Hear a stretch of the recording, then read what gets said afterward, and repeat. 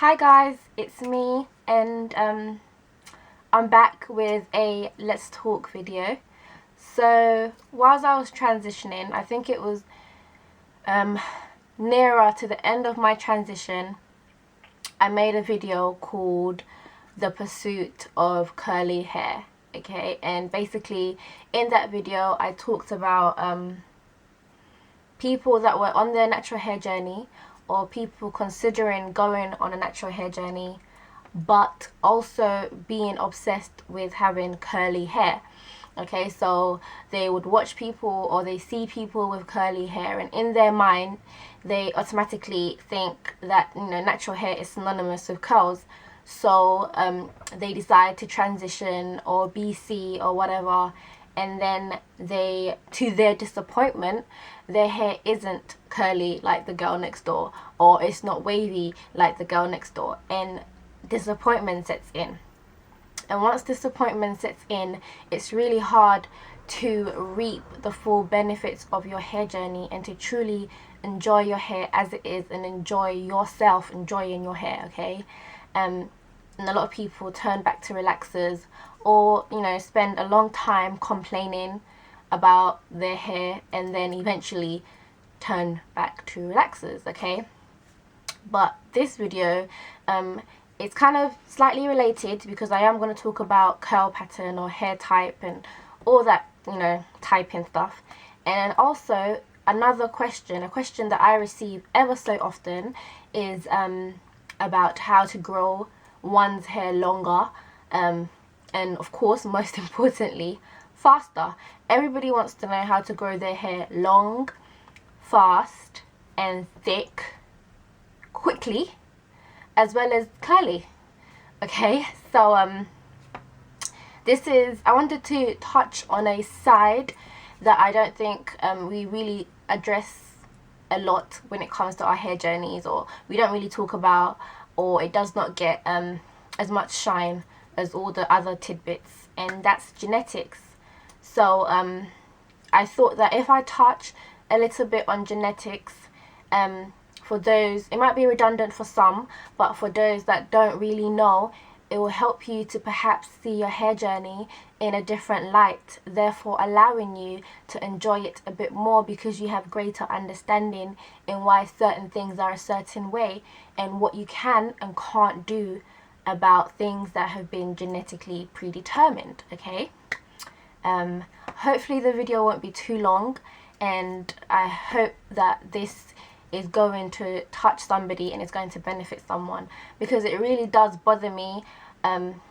It bothers and saddens me at the same time that a lot of people can't enjoy being them naturally, because they are caught up in trying to achieve a certain look that isn't attainable to them, because their hair just does not do that. Alright, okay. First things first, I want to address thickness, because that's a question that I receive quite a lot. People ask me how they can make their hair thicker. The thickness of your hair, as in the amount of follicles that you have on your head, is genetically predetermined. I could be wrong, but I believe that you're born with the amount of follicles that you're going to have.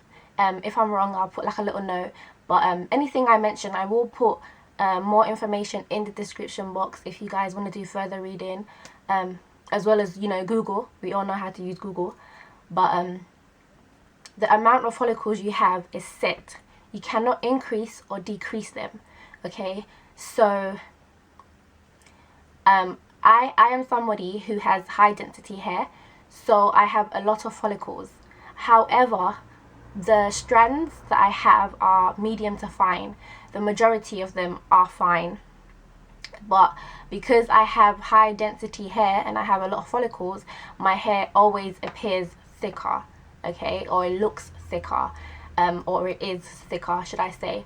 However, if my hair was coarse, so if my strands were actually thicker than they actually are, then my hair would look even thicker.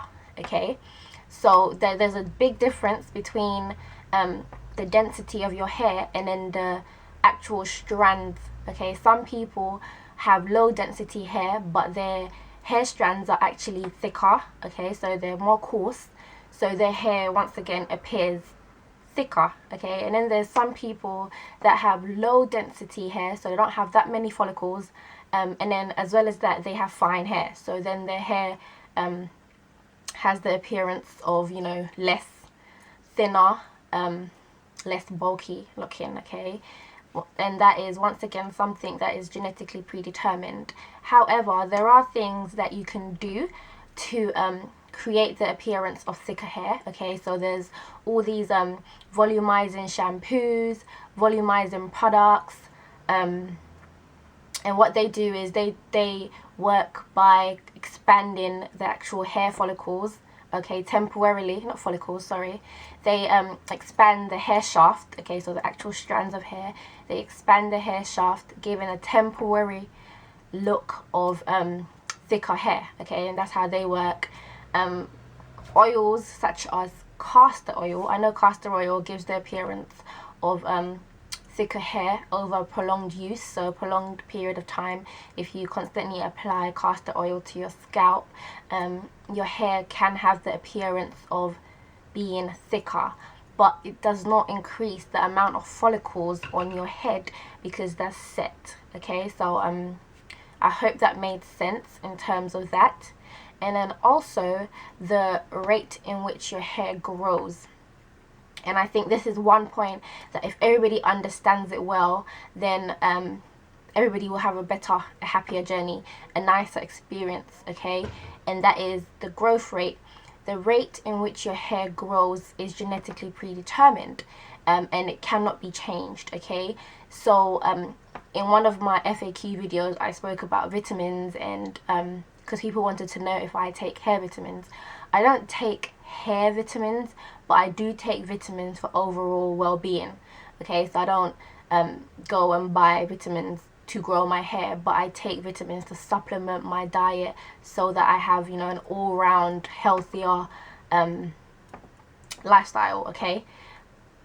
Vitamins, what they do is, perhaps if your hair is growing slowly, okay, and you're, I don't know, you're missing some amino acids or something, a certain amino acids, which is the building blocks for keratin, which your hair is made of, and then you start taking hair vitamins, okay, you know, over time it builds it up again, and then that deficiency is no longer there, so your growth rate picks up to where it's meant to be, okay. It's not gonna grow more than the predetermined amount. So if your hair naturally grows at ½ an inch a month, but then you have deficiencies, so it's growing at, like, I don't know, 1/8 of an inch a month.